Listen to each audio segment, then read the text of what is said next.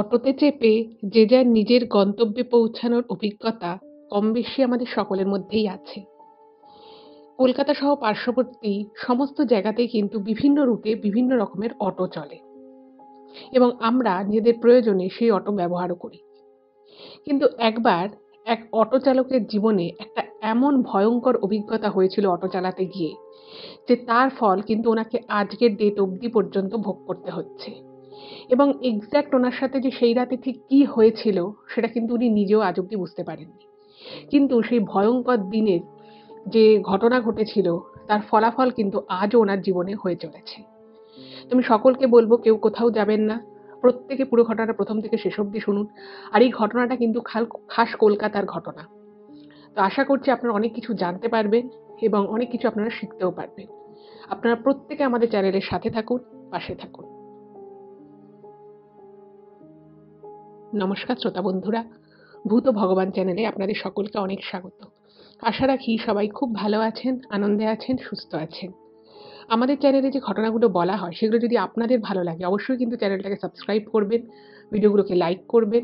পুরো ঘটনাটা শোনার পর আপনাদের কেমন লাগলো সেই মূল্যবান মতামত জানাতে কিন্তু একদম ভুলবেন না।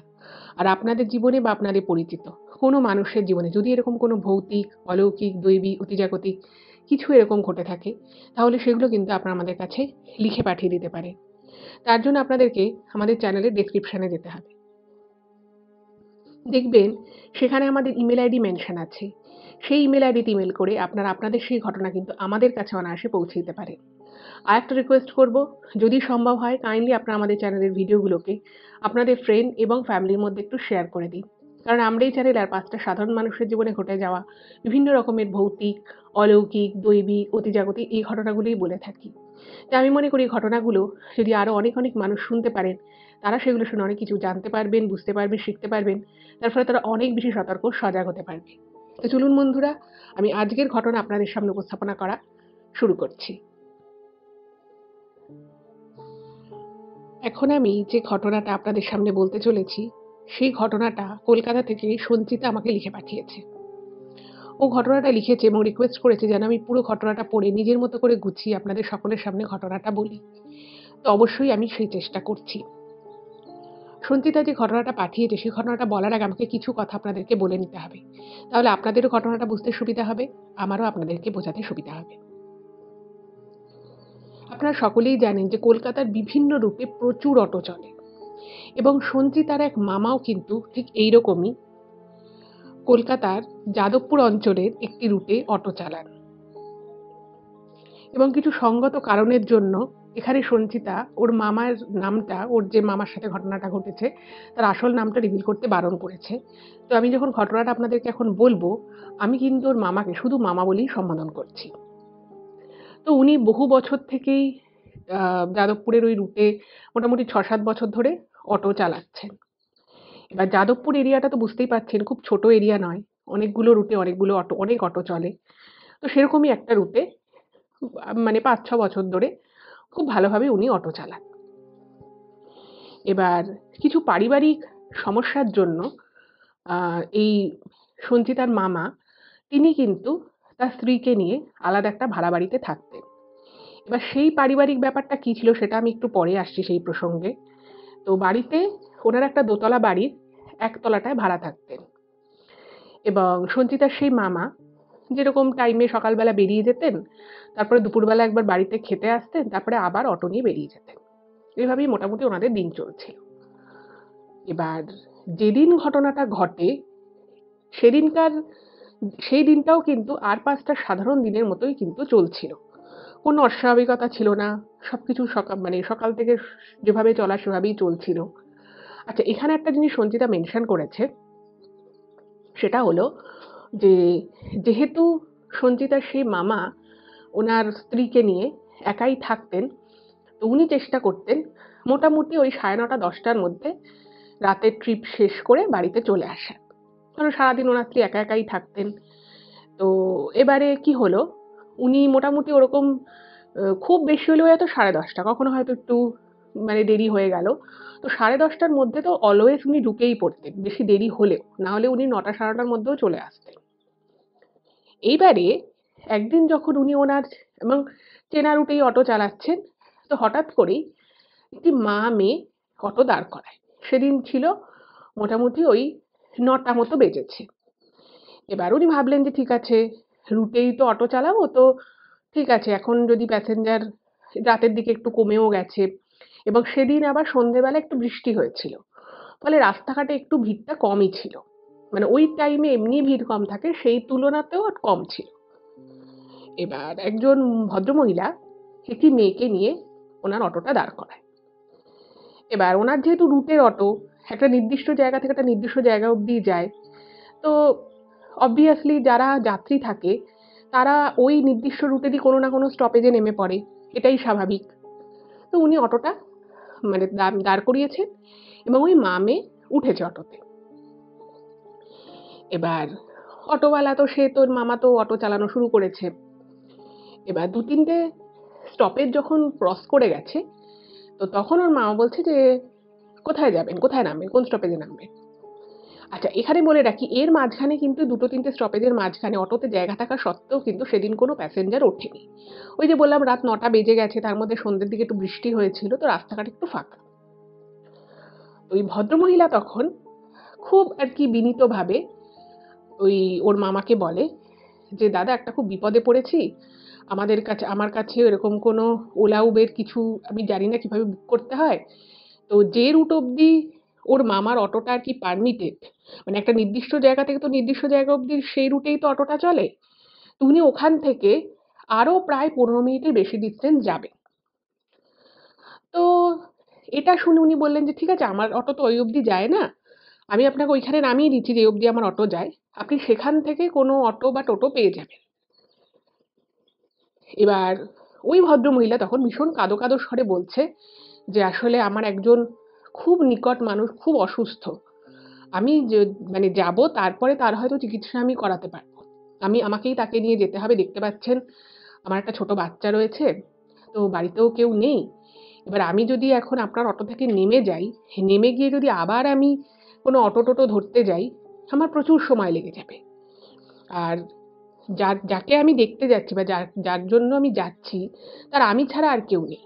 ফলে আপনি যদি আমাকে একটু পৌঁছে দেন, তার জন্য আপনার যত টাকা লাগে, মানে যে পরিমাণ টাকা হয়, আপনি সেই পরিমাণ টাকাই নেবেন, কোনো অসুবিধে নেই আমার দিতে, কিন্তু দয়া করে আপনি একটু পৌঁছে দিন আমায়। এবার এই ধরনের রিকোয়েস্ট একেবারেই যে অটোওয়ালাদের কাছে আসে না তা কিন্তু নয়। সঞ্চিতা যেটা লিখেছে যে ওর মামাকে মাঝে মধ্যে অনেকে এরকম বলে যে আরেকটু পৌঁছে দিন। এবার সাধারণত কি হয়, রুটের অটোতে প্রচুর প্যাসেঞ্জার থাকে, তারা প্রত্যেকেই রুটের কোনো না কোনো স্টপেজে নামে ইন বিটুইন। এবার যেহেতু রাতের বেলা ওই মা মেয়ে ছাড়া আর অটোতে কেউ নেই, আর ওই ভদ্রমহিলাকে দেখেও বোঝা যাচ্ছিল যে উনি খুব স্ট্রেসড রয়েছেন। ওনার মেয়েটাও মাঝে মধ্যে কান্নাকাটি করছে, উনি বোঝাচ্ছেন। তো উনি ভাবলেন যে ঠিক আছে, এটা হতেই পারে। আর এই ভদ্রমহিলা তো আমাকে বলছেন টাকা দেবে। তো ১ম এ উনি মানে বলে দেয় যে দেখুন, আমি তো ওই রুটে যাইনি, আমার রুটের অটোটা নয়। আপনি নেমে দেখুন, আপনি খুব তাড়াতাড়ি পেয়ে যাবেন। কিন্তু ওই ভদ্রমহিলা বলতে থাকে, দেখুন, আপনি যদি আমাকে একটু হেল্প করেন, আমি আপনাকে টাকা দেব। কিন্তু আমার যে সময়টা নষ্ট হবে, তাতে কিন্তু আমি যার জন্য যাচ্ছি, যার চিকিৎসার খুব দরকার, তার কিন্তু অনেক ক্ষতি হয়ে যেতে পারে। তো আপনি একটু চেষ্টা করুন। এবার যখন ওর মামা দেখছে যে এই ভদ্রমহিলা ভীষণ রকমভাবে রিকোয়েস্ট করছে, আর সত্যি উনি বারবার নিজের ফোনটাও দেখাচ্ছে যে দেখুন, আমার ফোনে এরকম ওলা উবের কিছু নেই, আমি এগুলোতে খুব একটা স্বাচ্ছন্দ্য বোধ করি না, আমি এগুলো তো অপারেট করতে পারি না অ্যাপগুলো, আপনি একটু দয়া করে পৌঁছে দিন। তো বারবার যখন ওই ভদ্রমহিলা রিকোয়েস্ট করছেন, তো ওর মামা ভাবলো যে ঠিক আছে। তো উনি বললেন যে দেখুন, আমি পৌঁছে দিচ্ছি, কিন্তু আমাকে এত টাকা দিতে হবে এক্সট্রা। তো ভদ্রমহিলা বলে যে একটু কম হবে না? তো তারপরে একটা কিছু নেগোসিয়েশন হয় এবং ওর মামা বলে ঠিক আছে, আমি আপনাকে একদম পৌঁছে দিচ্ছি। এইবারে যাদবপুরের সেই নির্দিষ্ট রুট থেকেও আরও প্রায় ১৫-১৬ মিনিট ডিস্টেন্স, মানে খুব ভিতরের দিকে একটা জায়গায় ওই মা মেয়েকে ওর মামা নামিয়ে দেয় এবং ভদ্রমহিলাও নিজে যে প্রতিশ্রুতি দিয়েছিল সেই ওয়াইজ টাকা দিয়ে দেয়। ওর মামা ভেবেছে ঠিক আছে, আমি টাকাটা নিয়ে নিই। তো উনি নিয়ে অটোটাকে ঘোরাচ্ছে। এবার যে জায়গাটায় উনি মা মেয়েকে নামিয়েছিল সেই জায়গাটা কিন্তু মানে মেন রাস্তা থেকে অনেকটাই ভিতরে, এবং সেটা হচ্ছে গিয়ে আশেপাশে সব বাড়িঘর এসব রয়েছে। এবার উনি মনে মনে জানতেন যে এই রুট থেকে উনি কোনো প্যাসেঞ্জার পাবে না, আর যদি বা পায়, যেহেতু ওনার এই রুটের অটো নয়, ফলে রং রুটের অটো এসে এখান থেকে কোনো প্যাসেঞ্জার উনি তুলতেও পারবেন না। কারণ যদিও সেই রুটের অটো টোটো কেউ যদি দেখে, মানে মোটামুটি অটো টোটোদেরকে আশেপাশের সবাই সবাইকে মোটামুটি চেনে আর কি। আর ওনার অটোতে রীতিমতো লেখাও রয়েছে যে কোন জায়গা থেকে কোন জায়গায় অবধি যায়। ফলে এখানে যদি উনি প্যাসেঞ্জার নিয়ে যাতায়াত করে, তো সেটা একটা বাজে ব্যাপার হবে। তো উনি মনে মনে জানতেন যে এখানে উনি প্যাসেঞ্জার পাবেও না, আর রাত তখন প্রায় 10টা বেজে গেছে। এবার উনি ভাবছেন যে বাবা এত দেরি হয়ে গেল। তো উনি অটোটাকে ঘুরিয়ে মেন রাস্তার দিকে এসেছে। ঠিক সেই সময়, আচ্ছা এখানে একটা জিনিস সঞ্চিতা মেনশন করেছে, সেটা হচ্ছে যে অন্ধকারে উনি কিন্তু যে মা মেয়ে ওনার অটোতে আর কি উঠেছিল তাদেরকে খুব ভালো করে না দেখলেও উনি এটুকু দেখেছিলেন এক ঝলক যখন টাকাটা নিচ্ছিলেন, যে ভদ্রমহিলাকে মোটামুটি তার ফেসটা কিরকম সেটা উনি দেখেছিলেন, এবং ওনার সাথে যে বাচ্চা মেয়েটি ছিল সেই মেয়েটিকেও কিন্তু কিছুটা ওই ভদ্রমহিলার মতোই দেখতে। এবার উনি অটোটা চালিয়ে নিজস্ব রুটে ফেরার চেষ্টা করছেন। সেই মুহূর্তে দূর থেকে দেখতে পাচ্ছে যে একটি মেয়ে মানে খুব হাত নাড়াচ্ছে, মানে অটোটাকে দাঁড় করানোর চেষ্টা করছে। এবার রাস্তাঘাট সেদিনকে আরো ফাঁকা হয়ে গেছে, কারণ মাঝখানে আবার বৃষ্টি শুরু হয়েছিল। এবার ভাবছে যে কি ব্যাপার, মানে এমন করে তাকাচ্ছে, এবং যখন উনি ভাবলেন যে ঠিক আছে আমি আর অটোটা দাঁড় করাবো না, আমি জাস্ট পাস করে চলে যাই। এবার যে মুহূর্তে সঞ্চিতার মামা অটোটাকে ওই মেয়েটার সামনে দিয়ে পাস করিয়ে নিয়ে যাচ্ছে, অটোটা না হঠাৎ করে কি একটা হলো যে অটোটা দাঁড়িয়ে গেল, কিছুটা দূর গিয়ে দাঁড়িয়ে গেল। আর ওই যে মেয়েটা অটোটাকে দাঁড় করানোর চেষ্টা করছিল, স্বাভাবিকভাবেই সেই মেয়েটা ভেবেছে যে অটোটা হয়তো দাঁড়িয়ে গেছে। তো মেয়েটা বলছে দাদা দাঁড়ান, দাদা দাঁড়ান, এরকম করে বারবার বলছে। এবার অটোটাও হঠাৎ করে কিছু একটা টেকনিক্যাল প্রবলেমের জন্য একটু দাঁড়িয়ে গেছে, আর মেয়েটাও পিছন থেকে ছুটতে ছুটতে এসেছে। তো ওর মামা অটোটাকে দাঁড় করিয়েই রেখেছে, কারণ ভেবেছে যে ঠিক আছে মেয়েটা দৌড়তে দৌড়তে আসছে, বলে দিই যে আমি যাব না।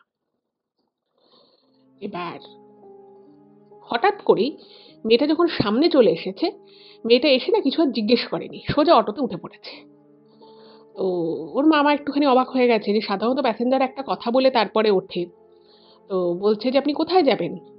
তখন যে ঠিকানাটা, মানে যে জায়গাটার কথা আর কি ওই মেয়েটা ওর মামাকে বলে, সেটা কিন্তু ওর মামা যেখানে থাকে তার খুব কাছে না হলেও মোটামুটি কাছাকাছি একটা জায়গা। তো প্রথমে ওর মামা বলে যে দেখুন আমি ওই রুটের অটো চালাই না, আর আমি এখন বাড়ি ফিরছি, আমি এখন কোনো প্যাসেঞ্জার নেব না।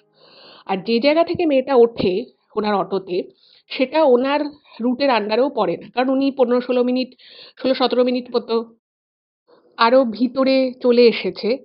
ফলে ওই জায়গা থেকে উনি মানে প্যাসেঞ্জার তুলতে চাইছিল না, কারণ ওটা ওনার রুট নয়। এবারে ওই মেয়েটা বলে যে দাদা প্লিজ আমাকে পৌঁছে দিন, আমি এখান থেকে বহুক্ষণ ধরে ওলা উবের ট্রাই করছি।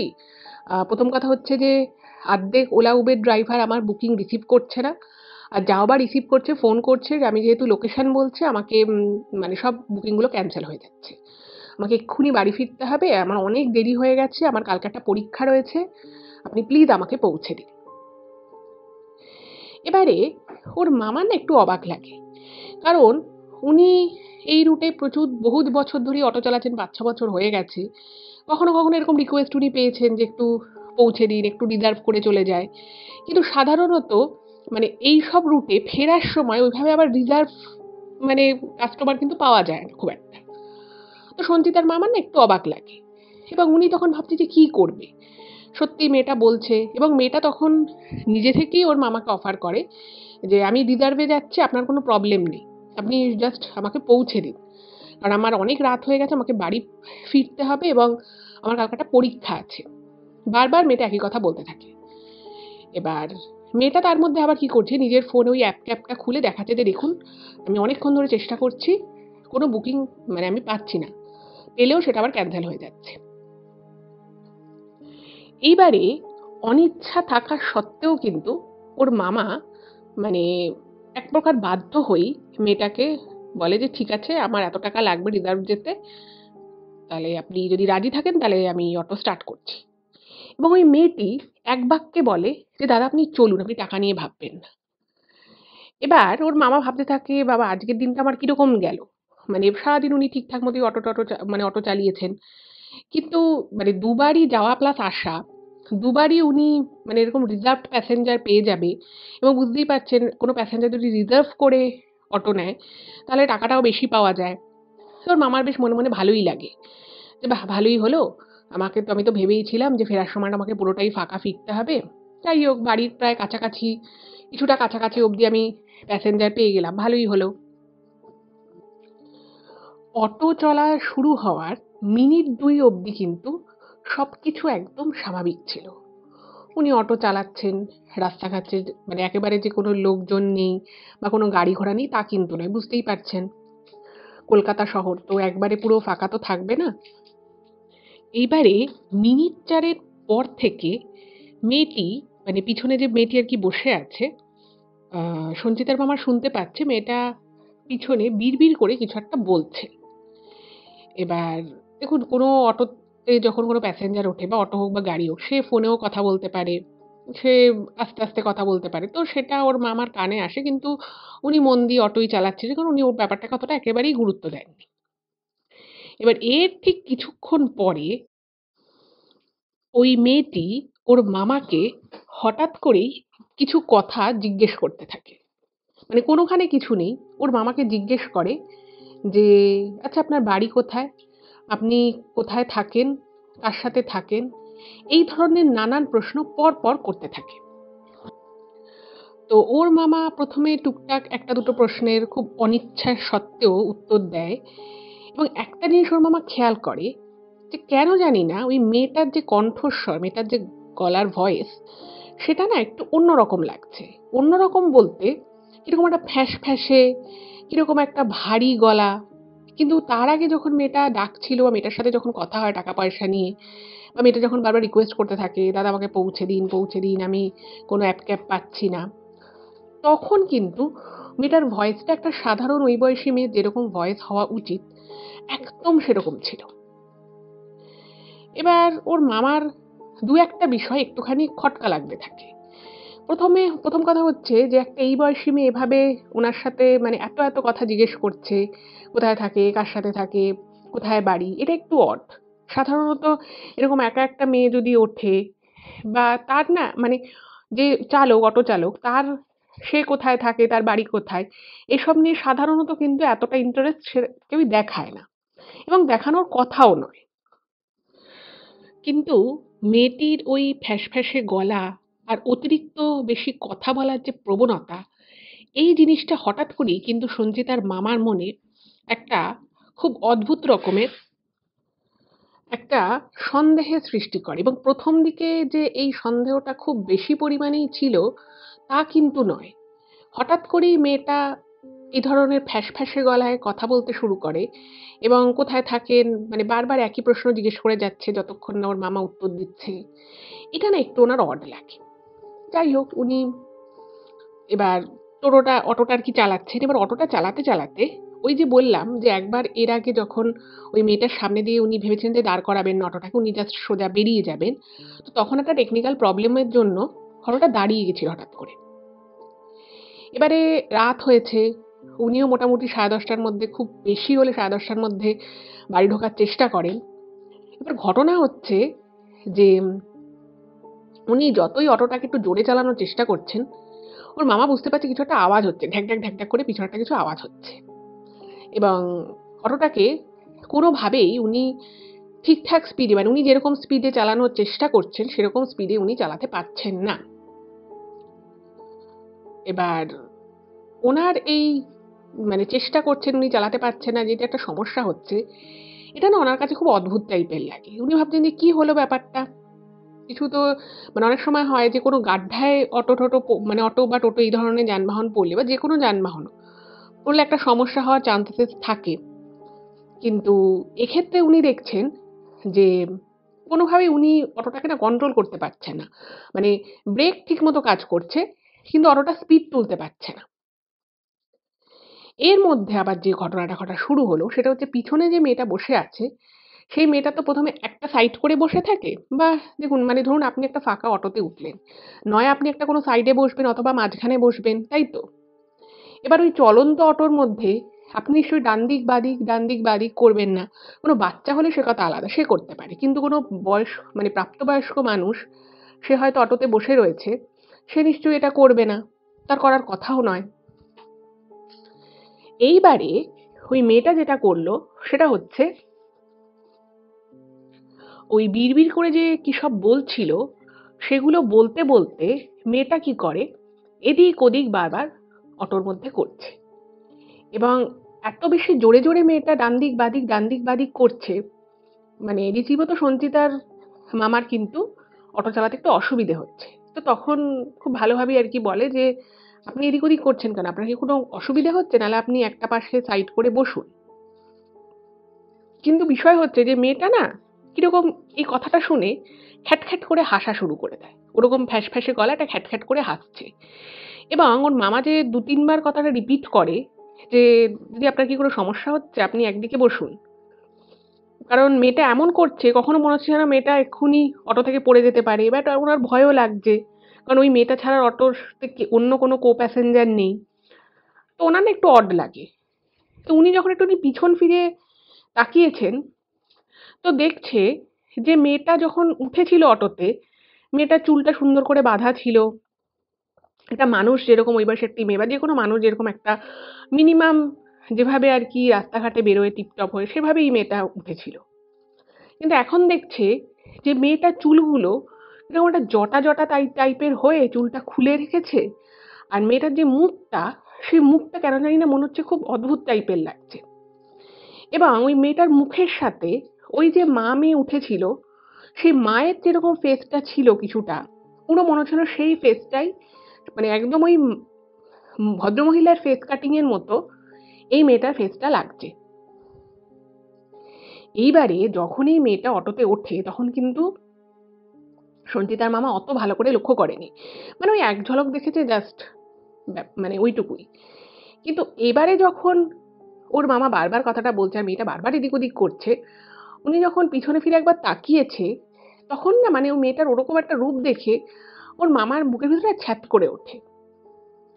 দেখবেন এই ধরনের অটো-টোটো যারা চালায় তারা কিন্তু এমনি খুব সাহসী হয়। আর এনারা মানে মোটামুটি ৯টা-১০টা অব্দি তো অটো চালায়ই। ফলে ফট করে কোনো কিছু দেখে ভয় পেয়ে যাওয়া বা ঘাবড়ে যাওয়া এটা কিন্তু খুব স্বাভাবিক বিষয় নয়। সেটা আপনারাও বুঝতে পারছেন। এবার ওর মামা না মানে ভাবছে যে আমি অটোটাকে একটু থামিয়ে ওনাকে জিজ্ঞেস করি, আমার ঠিক লাগছে না। তো ওর মামা কি করেছে, ভাবলো যে রাস্তাটা পাশ করে অটোটাকে থামাবে একটা স্ট্যান্ডের কাছে। অদ্ভুত বিষয় হচ্ছে ওর মামা ব্রেকটাকে চাপতে চাইছে কিন্তু দেখছে ব্রেক উনি চাপতে পারছে না। এবং ওই মেয়েটা মানে কন্টিনিউয়াস খ্যাটখ্যাট করে হাসছে ফ্যাঁসফ্যাঁসে গলায় এবং কিছু একটা বিড়বিড় করে বলছে ওর মামার উদ্দেশ্যে। এবং আরো অদ্ভুত বিষয় হচ্ছে অটোর কোথাও কিন্তু ওর মামার নাম লেখা নেই। লেখা থাকার কথাও নয়। মেয়েটা মানে ওই যে ফ্যাঁসফ্যাঁসে গলায় কিছু একটা বলছে, সেই সবকটা কথা উনি বুঝতে না পারলেও মেয়েটা যে ওর মামার নামটা উচ্চারণ করছে মুখে, সেটা কিন্তু বুঝতে পেরেছে। এবং এটা বোঝার পরে ওর মামার কিন্তু ভীষণ রকমভাবে অবাক লাগে। এবং উনি ইনফ্যাক্ট একটু ভয়ও পেয়ে যান। উনি তখন মেয়েটাকে বলছে যে আপনি মানে ওর একটু বিরক্ত হয়ে যায় আরকি। বলে যে, "দিদি আপনি এখানটা নেমে যান। আপনাকে এই অবধি যা ভাড়া আপনি সেটুকুই দিন। আমি অদূর অবধি যাব না।" তখনও না মেয়েটা পুরো চুপ। মেয়েটা কিন্তু কোনো প্রশ্নের কোনো উত্তর দিচ্ছে না। শুধু ওরকম করে খ্যাটখ্যাট করে হাসছে আর বিড়বিড় করে কিছু একটা বলছে। এবার আপনারাও হয়তো খেয়াল করেছেন যে, যেকোনো অটোতে সামনে যেখানে অটো চালক বসেন, বসিয়ে যে চালান, তার পিছনের দিকে সিটের পিছনের দিকে, পিঠের দিকে আরকি একটা রড মতো থাকে, ২ টো রড যেখানে যিনি অটোটা চালাচ্ছেন সামনের সিটের ব্যাকটা থাকে এবং সেই ব্যাক পোরশনের দিকে ২ টো লোহার রড থাকে। যারা প্যাসেঞ্জার থাকে তারা অনেক সময় লোহার রডটা ধরে বসে। তো ওনার অটোতেও সেরকমই সিস্টেম ছিল। এবার যখন আরকি ওর মামা বলছে যে, "দিদি আপনি এখানে নেমে যান। আমি অতদূর অব্দি যাব না।" মেয়েটা কিন্তু কোনো প্রশ্নের উত্তর দিচ্ছে না। কিন্তু যখন ওর মামা অটোটা থামাতে চাইছে, অটো তো থামছেই না এবং এর মাঝখানে কোনোখানে কিছু নেই। ওর মামা তখন আর কিছু বলছেও না, চুপচাপ অটোটা চালাচ্ছে। ওর মামার কিন্তু মনে, মনে মানে ওর মামার মন থেকে একটা হয় না, দেখবেন মানুষ না একটু বুঝতে পারে যে কিছু একটা ঘটনা ঘটতে চলেছে বা কিছু একটা এমন কিছু হতে চলেছে যেটা হয়তো খুব একটা ভালো হবে না, সেটা ওর মামা বুঝতে পারে। এবং হঠাৎ করেই মেয়েটা কোনো গাড্ডা নয়, কিছু নয়, সুন্দর রাস্তা দিয়ে অটো যাচ্ছে। কিন্তু মেয়েটা কি করে, ওই সামনের যে রডটা, চালকের সিটের ঠিক পিছনের দিকে যে রডটা রয়েছে, সেখানে মানে দড়াম করে নিজের মাথাটাকে ঠুকে দিয়েছে। এবার যে জোরে আওয়াজ হয়েছে, দড়াম করে একটা আওয়াজ হয়েছে, ওরকম মাথা ঠুকেছে লোহার রডে। ওর মামা না ভীষণ ভয় পেয়ে গেছে। ভাবলো যে কি হলো, মেয়েটা কি মানে অজ্ঞান-টজ্ঞান হয়ে পড়ে গেল? না কি হলো? এবার ওর মামা মানে সঙ্গে, সঙ্গে সাইড করে ব্রেক কষতে চেষ্টা করছে। কিন্তু দেখছে অটোটা থেকে একটা ঘ্যাটঘ্যাটে আওয়াজ হচ্ছে এবং অটোটার স্পিড কমে গেছে অনেক। কিন্তু প্রপারলি অটোটা কিন্তু থামছে না। এবার ওর মামার ভীষণ রকমভাবে ভয় পেয়ে গেছে এবং উনি যখন পিছন ঘুরে তাকাচ্ছে, উনি দেখছে যে মেয়েটার মাথাটা ওইভাবে ঠুকেছে এবং মাথা ফেটে গিয়ে রক্ত পড়ছে। কিন্তু মেয়েটা কিরকমভাবে যেন মানে অদ্ভুত চোখ মুখের দৃষ্টিভঙ্গি সম্পূর্ণ আলাদা হয়ে গেছে এবং ওই যে মা মেয়ে উঠেছিল যাদেরকে ওর মামা প্রথমে ছাড়তে গেছিল, সেই মা যে ভদ্রমহিলা ছিলেন, তার মুখের সাথে মনে হচ্ছে যেন এই মেয়েটার মুখের অনেকটা মিল রয়েছে এবং মেয়েটার মুখটা না মনে হচ্ছে যেন পুরো কঙ্কালসার হয়ে গেছে। চোখ মুখ মনে হচ্ছে যেন কিরকম ঠেলে বেরিয়ে আসছে এবং দাঁতগুলো ঠোঁটের উপর দিয়ে কিরকমভাবে যেন রয়েছে এবং ওই যে মেয়েটা যে হঠাৎ করে কেন মাথাটা ঠুকলো, কেন মানে ওরকমভাবে মাথা ঠুকেছে, মাথা ফেটে গেছে, কিন্তু মেয়েটার যেন কোনো ভ্রূক্ষেপই নেই। মেয়েটা কিরকম যেন ঠোঁটের বাইরে দাঁত নিয়ে কিরকম যেন করে একটা হাসছে ওর মামাকে দেখে। এইটা দেখে না ওর মামার ভীষণ রকমভাবে ভয় পেয়ে যায়। বলছে যে, "আপনি কি করেছেন দিদি? আমি তো ঠিকঠাক মতোই অটো চালাচ্ছি। আপনি হঠাৎ করে নিজের মাথাটাকে ঠুকতে গেলেন কেন? আমি আপনাকে তখন থেকে বলছিলাম যে আপনি এদিক ওদিক কেন করছেন?" তখনও কিন্তু ওর মামা বুঝতে পারেনি যে মেয়েটা আদতে নিজেই মাথাটা ঠুকেছে। দেখুন, কোনো মানুষের পক্ষেই না এটা চট করে মানে এটা ভাবতে পারে না যে কেউ নিজের মাথাটা ঠুকবে। ওর মামা বুঝতে পারছে যে এখানে হঠাৎ করে লাগার মতো কিছু নেই। কারণ রাস্তায় কোনো গাড্ডা নেই, কিচ্ছু নেই। হঠাৎ করে উনি ব্রেক মেরেছে তাও নয়। কিন্তু তাও মনে হচ্ছে কেন করবে? হয়তো কোনোভাবে লেগে গেছে। এবং সেই সময় মেয়েটা না হঠাৎ করেই মানে পিছনে একটুখানি হেলান দিয়ে বসেছিল, একটু সামনে চলে আসে। এসে হঠাৎ করেই পিছন থেকে ওর মামা তো সামনে অটোটা চালাচ্ছে। এবার ওর মামার মাথায় তখন অনেকগুলো টেনশন একসাথে কাজ করছে। ১ম কথা হচ্ছে যে অটোটা ঠিকমতো দাঁড় করাতে পারছেন না। উনি ভাবছেন যে আমি কি করে অটোটা থামাবো? আবার যেখানে আরকি সিগন্যাল পড়ছে সেখানে কিন্তু অটোটা আবার অদ্ভুতভাবে থেমে যাচ্ছে। কিন্তু যখনই ওর মামা থামাতে নিজে থেকে চেষ্টা করছে, তখন আবার কি অদ্ভুত কারণে অটোটার স্পিড কমলে অটোটা কিন্তু থামছে না। যেটা একেবারেই কিন্তু অস্বাভাবিক ব্যাপার। এরকম হওয়ার কথাই নয়। এবার যেটা হলো সেটা হচ্ছে যে ওর মামা ভাবছে যে কি করব? আমি কি তাহলে মানে ওনার ওই রুটে যারা দেখুন অটো-টটো চালায় তারা জানে যে কোথায়, কোথায় এরকম সার্ভিসে দেয়। হঠাৎ করে কোনো প্রবলেম হয়ে গেলে অটো-টটো কোথায় নিয়ে গেলে সবথেকে তাড়াতাড়ি সারিয়ে দেবে। এবার ভাবছে যে এই মেয়েটা তো হয়েছে, এই মেয়েটা একা রয়েছে, এরকম মাথা ফেটে গেল। একে নিয়ে এবার আমি কোথায় যাব? একে নিয়ে তো আমি কোথাও যেতে পারব না। মানে এই সমস্ত টেনশন চলছে। এর মাঝখানে মোটামুটি অনেকটা চলেও এসেছে। এর মাঝখানে ওর মামা বুঝতে পারে যে মেয়েটা হঠাৎ করে সামনে চলে এসে পিছন থেকে দুটো হাত দিয়ে ওর মামার গলাটাকে টাচ করছে এবং এই জিনিসটা যখন হয় ওর মামার না প্রচন্ড মানে অদ্ভুত লাগে এবং উনি বুঝতে পারে যে মানে এখনো অবধি মানে এই টাইম অবধি ওর মামা কিন্তু কোনো ভৌতিক ভয় পায়নি। ভেবেছে হয়তো কোনো মেয়েটা পাগল বা মেয়েটার মধ্যে কোনো অস্বাভাবিকতা আছে, এগুলো বুঝতে পেরেছে। কিন্তু কোনো ভৌতিক বিষয় যে থাকতে পারে বা ওই মেয়েটা আদৌ কোনো সাধারণ মেয়ে না সে কোনো পিশাচ বা ডাইনি, কিছুই মানে মানে ওনার মাথায় কিন্তু সেরকম কিছু আসেনি। কিন্তু এইবার যে ঘটনাটা ঘটলো সেই ঘটনাটায় কিন্তু ওনার ভীষণ রকমভাবে অস্বাভাবিক লাগে। মানে একটা মেয়ে, সে এখন রাতের বেলা একটা অটোতে রয়েছে। সে নিজেই নিজের সেফটি নিয়ে কনসার্ন থাকবে। সেসব না করে মেয়েটা নিজে থেকে নিজের মাথা ফাটিয়ে ফেলল। মেয়েটার কোনো ভ্রূক্ষেপ নেই। কিরকম চুল দিয়ে মাথাটাকে কিরকম যেন মানে ওই লেপছে চুলের সাথে ওই যে মাথা ফেটে যে রক্ত পড়েছে। তার মধ্যে মেয়েটার কোনো ভ্রূক্ষেপ নেই, কেমন খ্যাটখ্যাট করে হাসছে। তার মধ্যে হঠাৎ করে পিছনে ওর মামার গলাটাকে ধরার চেষ্টা করছে নিজের খোঁচা আঙুল দিয়ে। এইটা ওর মামার কাছে কিন্তু ভীষণ রকমভাবে অস্বাভাবিক লাগে, এবং শুধু অস্বাভাবিক লাগে তাই নয়, উনি কিন্তু বেশ ভয়ও পেয়ে যান। এবং তার সাথে উনি এটুকু বুঝতে পারেন যে কিছু একটা খারাপ জিনিস ওনার সাথে ঘটতে চলেছে। আজকে ওনার বাড়ি পৌঁছতে মানে ঝামেলা আছে। উনি না তখন প্রচণ্ড রেগে যান।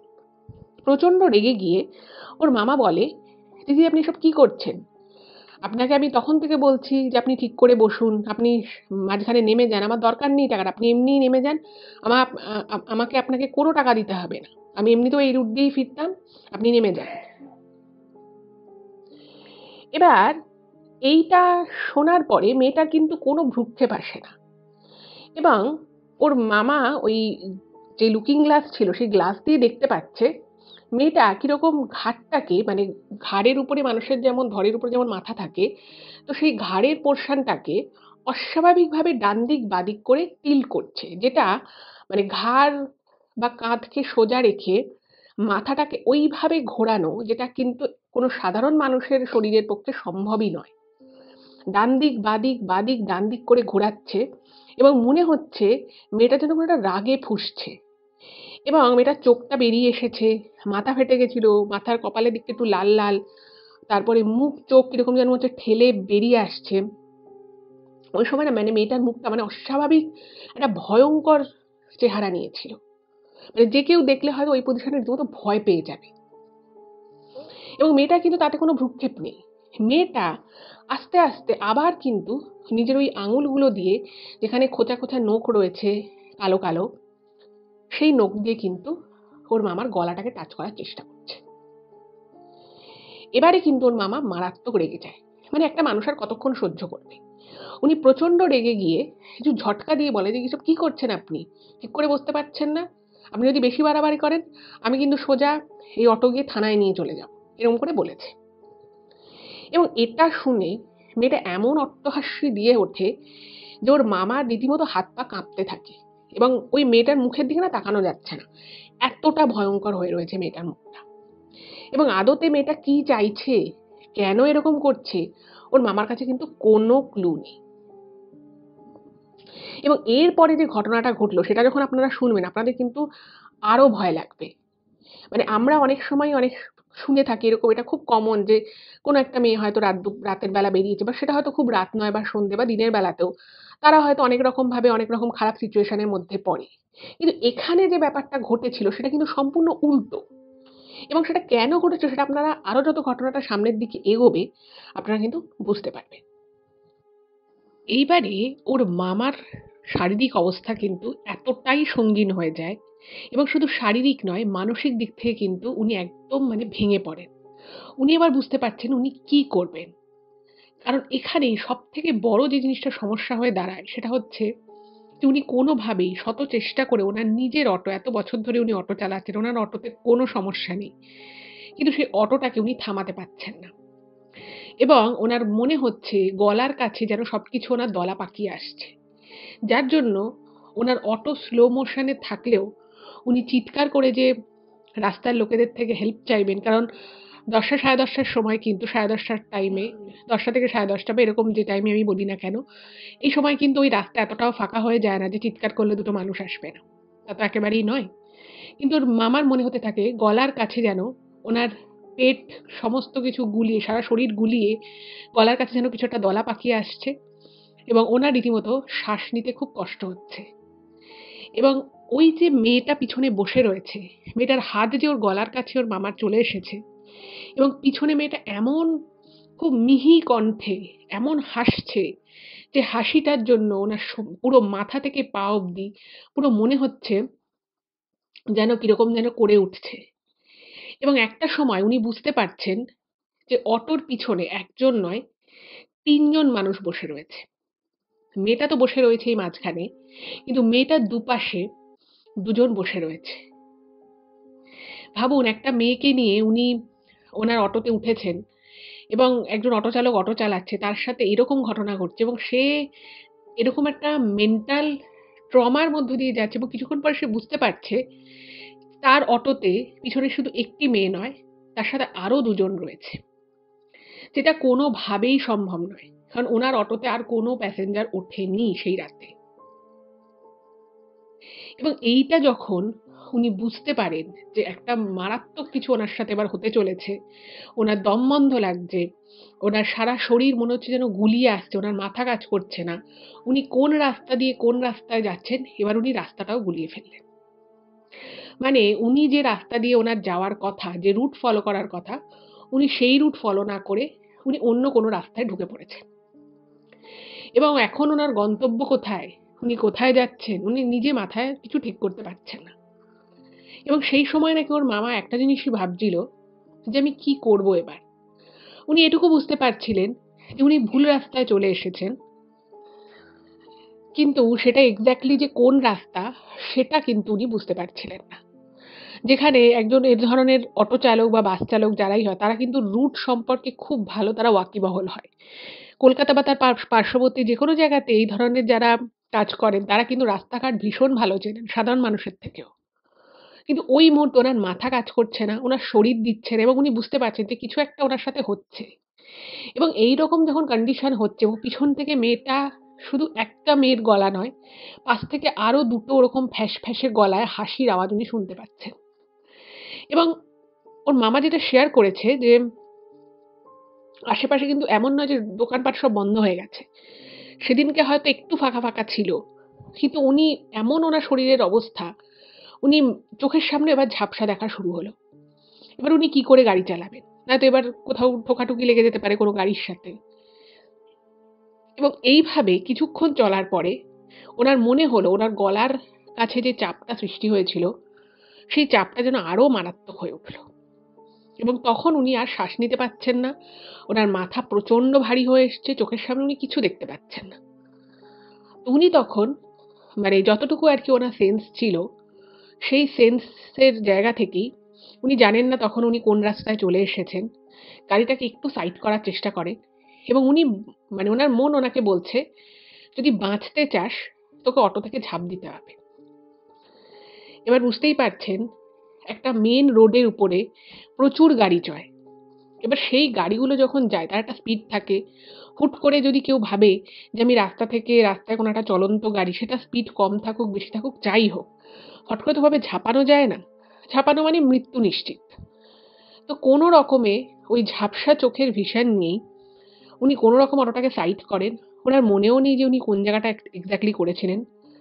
তো শুধু এটুকুনি ঝাপসা অবস্থায় এটুকু দেখতে পেয়েছেন যে একটু হলেও ফাঁকা রয়েছে।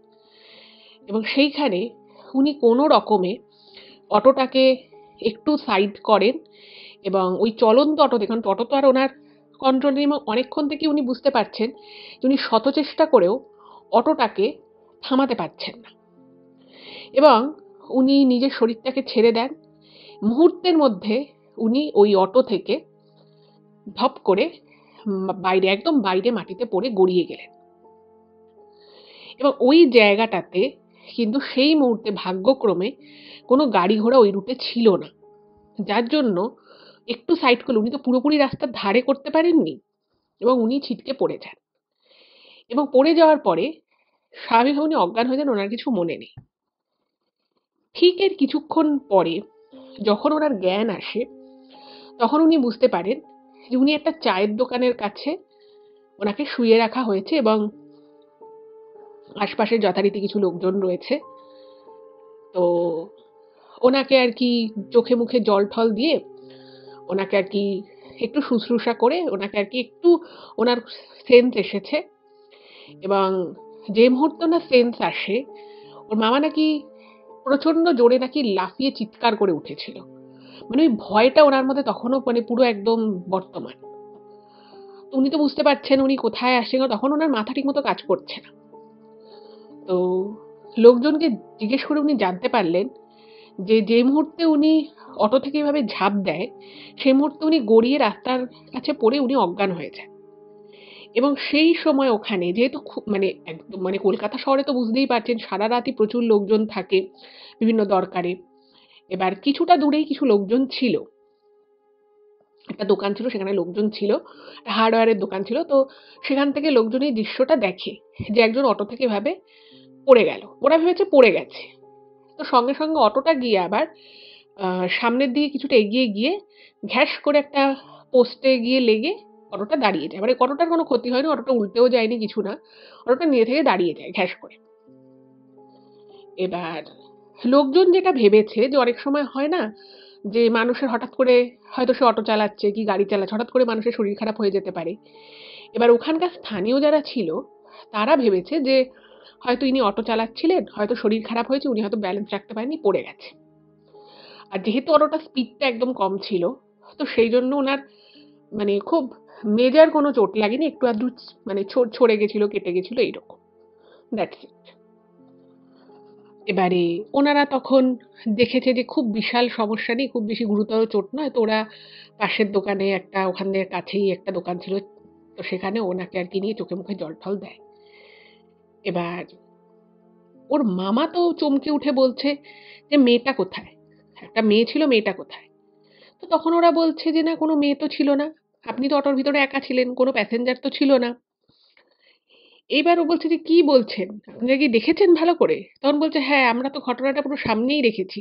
আপনি পড়ে গেলেন, অটোটা কিছুটা সামনে এগিয়ে গিয়ে ঘ্যাস করে গিয়ে একটা পোস্টে একটুখানি লেগে দাঁড়িয়ে গেছে। এবং আমরা প্রথমে এটাই ভেবেছি যে অটোর মধ্যে নিশ্চয়ই কেউ আছে। আমাদের এখানে ৩-৪টে ছেলে আগে অটোর কাছে যায়, কিছু ছেলে আপনার কাছে আসে এবং তারা দেখে অটোটা যেভাবে মানে যেরকম ছিল সেরকমই আছে। অটোর ভিতরে কোনো লোকজন নেই এবং অটোটা উল্টেও যায়নি, কিছুই হয়নি। এবারে ওর মামা তো ভীষণ অবাক হয়ে যায় যে তাহলে ব্যাপারটা হলোটা কি? এবং উনি যে মুহূর্তে অটো থেকে ঝাঁপ দিয়েছিলেন সেই মুহূর্তের স্মৃতিটুকু কিন্তু ওনার মনের মধ্যে খুব স্পষ্ট। এবং উনি তখনও দেখেছিলেন যে অটোর ভিতরে একজন নয়, ৩ জন ছিল। এবার উনি অটো থেকে সেই মুহূর্তে ঝাঁপ দেন এবং ওই অটোর ভিতরে ওই মেয়েটি সহ আরো যে ২ জন ছিল, তারা পুরুষ না মহিলা উনি জানেন না। তারাও কিন্তু ফ্যাঁসফ্যাঁসে গলায় কিছু একটা বিড়বিড় করে বলছিল এবং হাসছিল। এবারে উনি বারবার করে লোকগুলোকে একাধিকবার আর কি জিজ্ঞেস করেন ওর মামা যে কেউ ছিল কিনা, কেউ ছিল কিনা, অন্য কাউকে ছুটে চলে যেতে দেখেছে কিনা। এতবার করে জিজ্ঞেস করে এবং লোকগুলো কিন্তু প্রত্যেকবার একই কথা বলে যে না, আপনি একাই ছিলেন। যাই হোক, তো ওখান থেকে উনি মোটামুটি একটু সুস্থ হয়ে মানে ওনার তখন এত ভয় হয়ে গেছে, উনি তো দেখলেন যে ওনার অটোটা কিছু একটা সমস্যা করছে। তো ওখানেই থেকেই কিছুটা দূরে গিয়ে বলল যে আমার অটোটা, তখন উনি না মানে ওর মামা দেখলো যে এখানে লোকজন বিশেষ কিছু জানে না। আর এতবার জিজ্ঞেস করার পরে যখন লোকগুলো বলছে যে ওরা কাউকেই দেখেনি, তার মানে নিশ্চয়ই মেয়েটা নয় নেমে গেছিল, নাহলে কিছু একটা হয়েছে। এবার অটোটাও ওনার গন্ডগোল করছিল। তো ওনার তখন এত ভয় লেগে গেছে, উনি না আর মানে ওই অটোটাকে নিয়ে আর উনি চালিয়ে যেতে চায়নি। তো ওখান থেকেই উনি ব্যাপারটাকে একটু সামলে নেন। সামলে নিয়ে বলেন যে, "আসলে আমার একটু শরীরটা খারাপ হয়ে গেছিল আর আমার অটোটাও একটু সমস্যা করছে।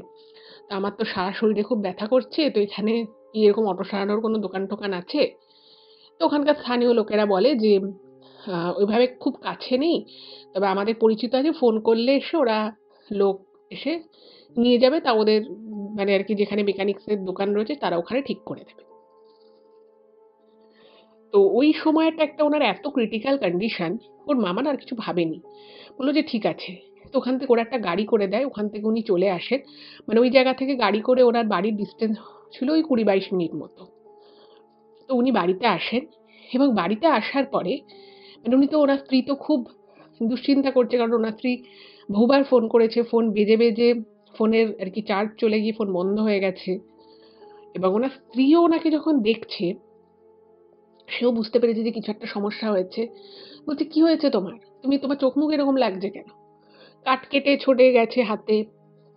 তো তখন মানে উনি বললেন যে, "তুমি এক্ষুনি আমাকে কোনো প্রশ্ন করো না। আমি একটুখানি স্নান করব।" মানে তখন ওনার তখনও শরীরটা আর কি ওনার অনেক খারাপ লাগছে। মানে আগের মতো নয়, বাট অনেকটাই খারাপ লাগছে। এবার স্নান-টান করে এসে যখন ওর মামা বসেছে, ওনার স্ত্রী তখন বলছে যে আমার সাথেও আজকে একটা ভয়ঙ্কর ঘটনা ঘটেছে। এবার এতক্ষণ অবধি ওনার সাথে যেটা ঘটেছিল সেটা নিয়ে উনি চিন্তাভাবনা করছিলেন। এবার ওর মামাকে যখন ওনার স্ত্রী বলেন যে আমার সাথে একটু আগে একটা ঘটনা ঘটেছে, তো বাবা বলছে যে তুমি আগে বলো তোমার সাথে কি ঘটেছে। তো মামি বলছে না না তোমার এরকম অবস্থা, হাত ফাত ছড়ে গেছে, কি হয়েছে? তো বলছে আমি ঠিক আছি, আমার কিচ্ছু হয়নি, তুমি আগে তোমারটা বলো। তো তখন ওর মামি যেটা বলে যে ওর মামি আর মামা দুজনে তো একটা দোতলা বাড়ির একতলাটায় ভাড়া থাকতো।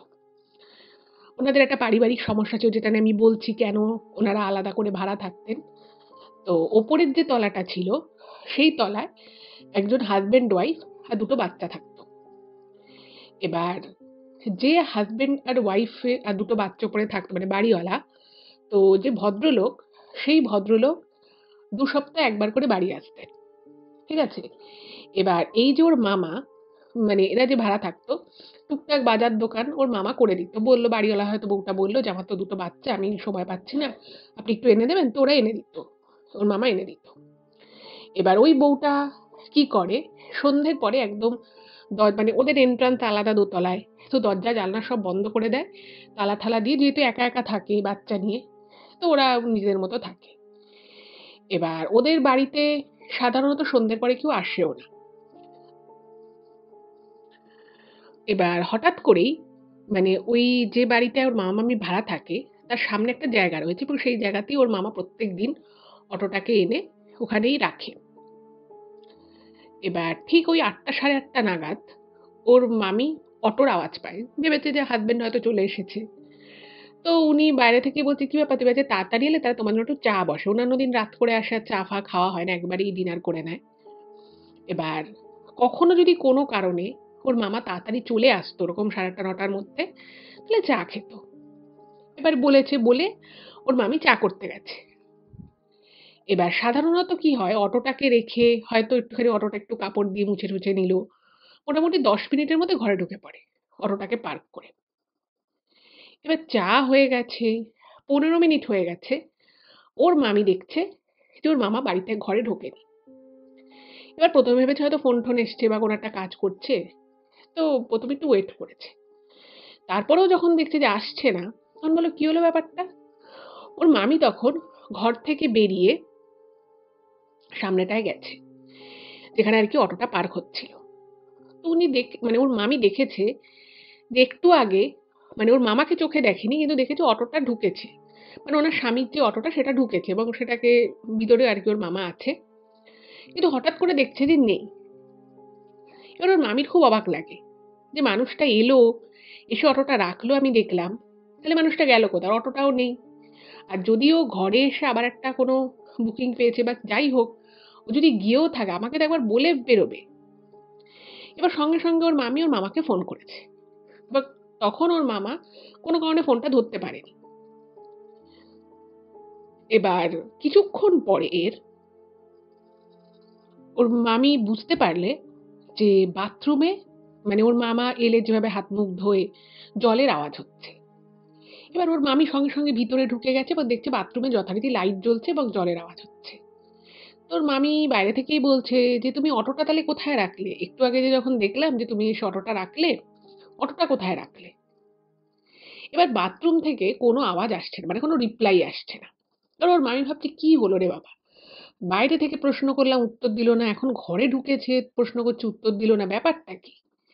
তোর মামি বলছে দেখো তুমি তাড়াতাড়ি আসো, চাটা কিন্তু ঠান্ডা হয়ে যাবে। এরপরে দেখছে যে বাথরুমে জলের আওয়াজটা বন্ধ হয়েছে কিন্তু লাইটটা জ্বলছে।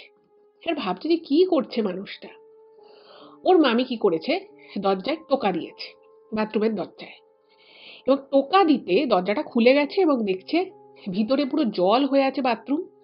কিন্তু বাথরুমের, মানে এটা একটা জাস্ট মুহূর্তের জন্য উনি দেখেন যে বাথরুমের ভিতরে ওর মামা নেই, কিন্তু উল্টো দিক করে প্রচন্ড চুলের মধ্যে জটা, মানে পিছন করে রয়েছে, তার পরনে একটা ছেঁড়া কিছু বস্ত্র রয়েছে এবং সেটা পুরুষ না মহিলা সেটা সেভাবে বোঝা যাচ্ছে না, কিন্তু চুলটা বড় থেকে ধরে নেওয়া যেতে পারে ওটা মহিলা। সে পিছন করে দাঁড়িয়ে রয়েছে এবং এটা ওর, মানে এই সঞ্চিতার মামি একটা মুহূর্তের জন্য দেখেন। দেখে উনি চিৎকার করে ওঠেন এবং উনি দেখে চিৎকার করার সাথে সাথে বাথরুমে কিন্তু লাইটটা বন্ধ হয়ে যায় এবং উনি কিন্তু ওই যে জিনিসটা দেখেছিলেন সেটা কিন্তু লাইট জ্বলা অবস্থাতেই রেখেছিলেন, এমন নয় যে লাইট বন্ধ অবস্থায় উনি দেখেছিলেন। ফলে ভুল দেখার কিন্তু এখানে কোনো চান্স নেই, সেটা আপনারাও বুঝতে পারছেন। এরপরে ওর মামি কিছুক্ষণের জন্য ভীষণ ভয় পেয়ে যায় এবং উনি কিছুক্ষণের জন্য বাইরে ছিলেন, মানে বুঝতে পারছে না ঘরে যাবে কি যাবে না, এবং সঙ্গে সঙ্গে ওর মামাকে বারবার ফোন করতে থাকে, কিন্তু ওর মামা আবার ফোন ওদিকে রিসিভ করছে না। তো এটা শোনার পরে ওর মামারও খুব ভয় লেগে যায়। ওর মামা তাকে, ওর মামি বলতে থাকে, তোমার কি হয়েছে? তখন ওর মামা সমস্ত ঘটনাটা মামিকে বলে। এবার দুজনেই বুঝতে পারে যে এই জিনিসটা কিন্তু খুব একটা স্বাভাবিক নয়, একেবারেই স্বাভাবিক নয়। এবং ওই রাত থেকে মামা এবং মামি দুজনেরই মানে একদম ধুম জ্বর, প্রচন্ড জ্বর আসে। দুজনেরই এমন জ্বর আসে যে মানে সকালবেলা মানে কেউই আর বিছানা থেকে উঠতে পারছে না, এইরকম কন্ডিশন।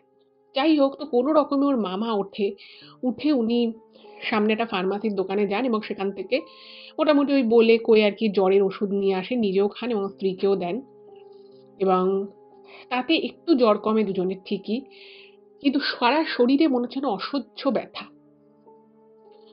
এবং সারা রাত দুজনেই মানে জ্বরের ঘোরে ঠিকমতো ঘুম তো হয়নি, দুজনেই একই স্বপ্ন দেখে যে কেউ একজন, তার চুলগুলো ওরকম উস্কো খুস্কো, চোখের ভিতরটা মনে হচ্ছে যেন মণিগুলো মনে হচ্ছে ঠেলে বেরিয়ে আসছে, মানে এরকম একটা ভয়ঙ্কর মুখ মনে হচ্ছে যেন ওনাদের দুজনেরই মনে হয় যে ওনাদের দুজনের গলা দুটো মানে টিপতে আসছে। এবার সকালবেলা ওই ওষুধটা খাওয়ার পরে যখন একটু জ্বরটা কমে, তো দুজনেই বুঝতে পারে যে ওদের সাথে কিছু একটা ঘটনা ঘটছে। এবং ওর মামা যখন পুরো বিষয়টা নিয়ে আবারও চিন্তা করে যে সেদিন মানে আগের দিন রাতের বেলা ঠিক কি কি পরপর ঘটেছিল, উনি কিন্তু কিছুতেই বুঝতে পারেন না যে বিষয়টা ঘটলো কি করে। মানে এতদিন উনি একটা রুটে অটো চালাচ্ছেন, একজন মহিলা সেরকমই বা কেন করলো, এবং সে মহিলাটা তারপরে গেল কোথায়? আর ওই অটো থেকে ঝাঁপ দেওয়ার মিনিট ৩-৪ আগে থেকে উনি কিন্তু দেখেছিলেন যে অটোর পিছনে একজন নয়, ৩ জন রয়েছে। যাই হোক, তো এটা নিয়ে ওনারা যখন প্রচন্ড রকমভাবে টেনসড হয়ে পড়লেন, সেই সময় কিন্তু ওনাদের বাড়ির ভিতরে মানে ওনাদের ঘরের মধ্যে আর কি, মানে দুজনে হয়তো স্বামী স্ত্রী ঘরে রয়েছেন, পাশের ঘরে মনে হলো খুব জোরে কেউ হেঁটে বেরিয়ে গেল। এবার দুজনেই গেছে, গিয়ে দেখছে যে কেউ নেই। এবার এই বাড়িটায় ওনারা বিগত ২ বছর ধরে রয়েছে এবং এই দুটো বছরে এমন কোনোদিন কোনো ঘটনা ঘটেনি যে ঘটনাটা দেখে মানুষের মনে একটা ভয়ের সৃষ্টি হবে বা ওদের একটা খুব প্যালপিটেশন হবে, এরকম কোনোদিন কোনো ঘটনা ঘটেনি। আর যেহেতু বাড়িওয়ালা ভদ্রমহিলা মানে উনি ওনার দুটো বাচ্চা নিয়ে থাকতেন, ভদ্রলোক ২ সপ্তাহ অন্তর অন্তর দূরে চাকরি করতেন, আসতেন, মাঝে মধ্যে ওর বউটির শাশুড়ি আসতো, ফলে ওদেরকেও যে কিছু বলবে সেই অবকাশটাও ছিল না।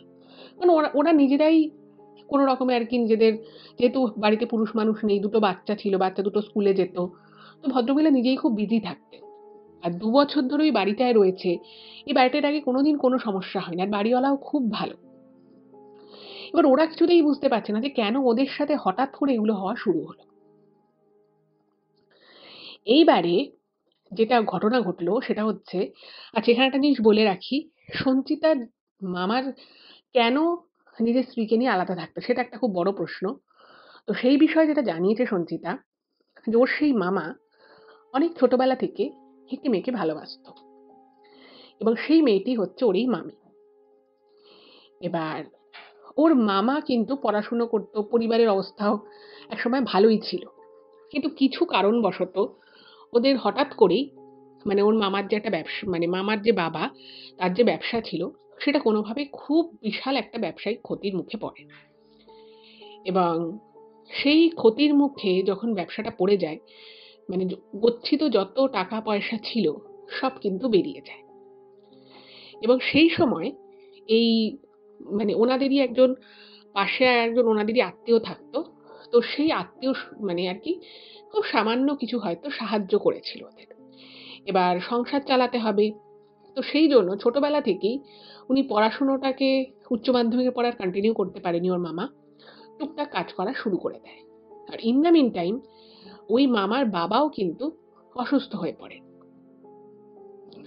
এবার এদিকে এই যে মেয়েটিকে ওর মামা ছোটবেলা থেকে ভালোবাসতো, মেয়েটিও ভালোবাসতো, সেই বাড়ির লোকেরা যখন জানতে পারে যে এই ছেলেটি পড়াশুনো ছেড়ে দিয়েছে, ছেলেটির আর্থিক অবস্থা ভালো নয়, তো তাদের বাড়ি থেকে কিন্তু প্রবলভাবে আপত্তি করতে থাকে যে না, এই ছেলের সাথে সম্পর্ক রাখা যাবে না, এই ছেলে পড়াশুনো ছেড়ে দিয়েছে, এই ছেলে জীবনে কি করবে। এই জায়গা থেকে কিন্তু মানে দুই বাড়ির মধ্যে একটা অশান্তি শুরু হয়।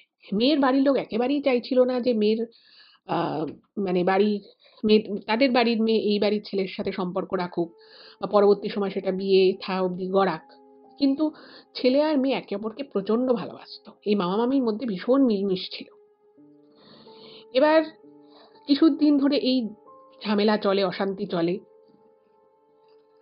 এবারে এই যে মামা, তিনি আগে একটা জায়গায় কাজ করতো, তারপরে অন্যের অটো নিয়ে চালানো শুরু করলো। সবকিছু করে কিন্তু এই ছেলে সংসারে একটু একটু করে হাল ফেরাতে থাকে। এবং ওদের যখন একটা ফিনান্সিয়াল ক্রাইসিস সৃষ্টি হয়েছিল, সেই সময় কিন্তু ওনাদেরকে কিছু আত্মীয় স্বজন চেনা পরিচিতদের থেকে টাকা ধার করতে হয়েছিল। সঞ্চিতার এই মামা নিজে রোজগার করে অটো চালিয়ে সেই সবার টাকা পয়সা ধার বাকি শোধ দেয়। এবং তারপরে যখন একটা সময় প্রবল অশান্তি সৃষ্টি হয় ওর মামির বাড়ির থেকে, যে একেবারেই কোনোভাবে সম্পর্ক রাখতে দেবে না, ফোন কেড়ে নিয়েছে, তখন ওনারা ঠিক করলো যে ঠিক আছে, আমরা এবার তাহলে বিয়ে করে নিই। এবং তখন অটো চালিয়ে মোটামুটি একটা ঠিকঠাক ইনকাম হয়। আর ওর মামা ইলেকট্রিকের কিছু কাজকর্ম জানতো। ফলে কখনো হয়তো কেউ বলল বাড়িতে কোনো ইলেকট্রিকের কাজকর্ম হলো, সেটাও টুকটাক করতো, সেখান থেকেও একটা ইনকাম হতো। তো সব মিলিয়ে কিন্তু ভালোই মোটামুটি সংসার চলে যাওয়ার মতো অর্থ উনি রোজগার করা শুরু করলেন। এইবারে ওর মামা নিজের বাড়ির লোককে জানিয়ে, এবং মামিও চেয়েছিল তার বাড়ির লোককে জানাতে, কিন্তু মামির বাড়ির লোক যেহেতু একদমই অ্যান্টি ছিল, একদমই পছন্দ ছিল না, তো অনিচ্ছা সত্ত্বেও মানে ওর মামি বাড়ি থেকে বেরিয়ে আসে। এবং বাড়ি থেকে কাউকে কিছু না জানিয়ে ওরা প্রথমে রেজিস্ট্রি ম্যারেজ করে। এবং তারপরে মামার বাড়ি দু একজন ছিল, দু তিনজনের আর কি সাক্ষী নিয়ে ওনারা মন্দিরে বিয়ে করে।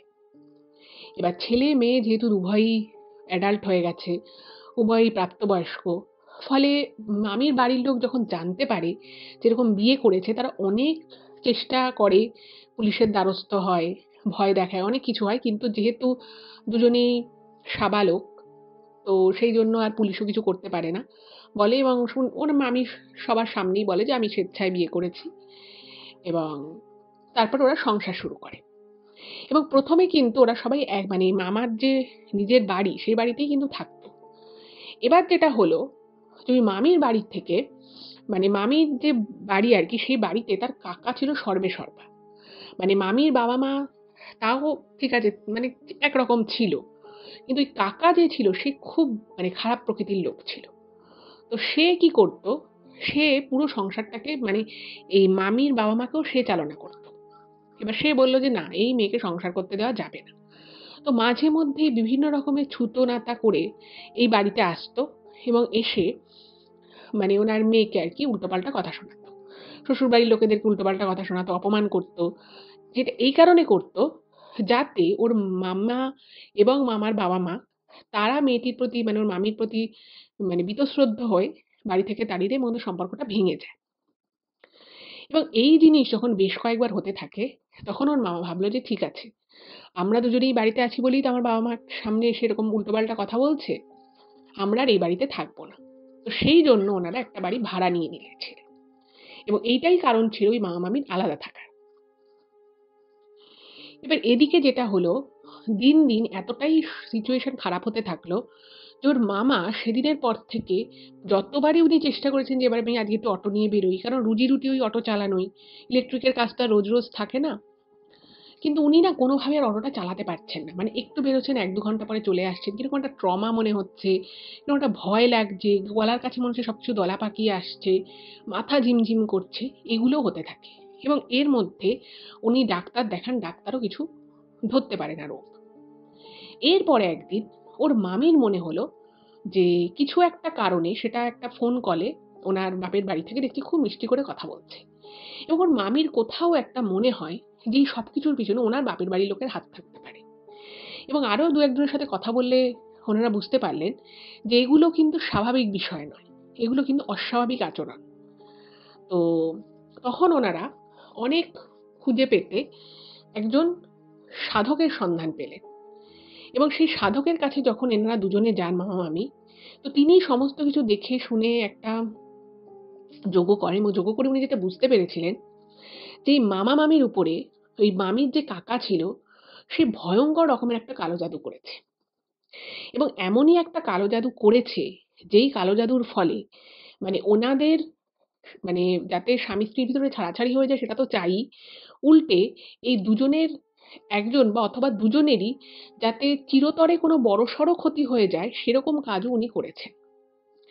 এবং তার সাথে সাথে উনি এটাও বলেন ওই মামিকে যে তোমার বাড়ির যে কাকা যে কাজটা করেছে সে কিন্তু তোমার বাবা মায়েরও ভালো চায় না, তোমার ক্ষতি করতে চাইছে, তোমার বরের ক্ষতি করতে চাইছে, শুধু তা নয়, এর ফলে কিন্তু তোমার বাবা মায়েরও একটা বড় ক্ষতি হবে, এবং তোমাদের যা বিষয় সম্পত্তি যেটুকু আছে সেটুকুও যাতে ওদের হাতে চলে যায় সেই জন্যই কিন্তু এগুলো করছে। এবার এই সমস্ত শুনে ওর মামির তো ভীষণ কান্নাকাটি করে, কি করবে, ওর বাবা মাকে কি করে সত্যিটা বোঝাবে সেটা বুঝতে পারছে না। তো তখন ওই সাধক খুব মানে সাহায্য করেছিলেন, এবং ওই সাধক তখন মানে ওই মামি বাবা মাকে ডেকে পাঠায়, এবং উনি সমস্তটা বলেন, এবং বলার পরে ভগবানেরই হয়তো অনেক আশীর্বাদ ছিল, ওনার বাবা মা বিশ্বাস করে এবং ওই কাকার সাথে সমস্ত রকমের সম্পর্ক ছিন্ন করে দেয়, এবং মামা মামিকে পরে মেনে নেন। কিন্তু এরপরও সেখানে ব্যাপারটা থেমে থাকেনি, ওনার কাকা নাকি ব্যাপারটা বুঝতে পেরে সরাসরি ওর বাবা মায়ের সাথেও খুব অশান্তি করে। কিন্তু যাই হোক, ভগবান যদি কারোর মাথার উপরে থাকেন, তার যদি আশীর্বাদের হাত মাথার উপরে থাকে, কোনো মানুষের ক্ষমতা নেই যে তার ক্ষতি করে। ফলে ওদের ক্ষতি আর সেভাবে করতে পারেনি। কিন্তু পরবর্তী সময়ে নাকি মানে এখন এই ঘটনাটা ঘটেছে 2024-এ। তো এরপরে ওর কাকার নাকি মাস ৬-৭ পরে খুব বাজে রকমভাবে নাকি পা ভেঙে যায়, এবং তারপর থেকে উনি একটার পর একটা খারাপ কিছুর মধ্য দিয়েই কিন্তু যাচ্ছেন। মানে অন্যের ক্ষতি করে নিজেরও যে খুব ভালো হয় তা কিন্তু নয়। তো এটাই ছিল ঘটনা। কেমন লাগলো অবশ্যই জানাবেন। প্লিজ ভালো লাগলে চ্যানেলটাকে সাবস্ক্রাইব করুন, আর ঘটনাগুলো একটু সকলের সাথে শেয়ার করে দিন। ভালো থাকবেন, দেখা হবে আবার পরবর্তী এপিসোডে। নমস্কার।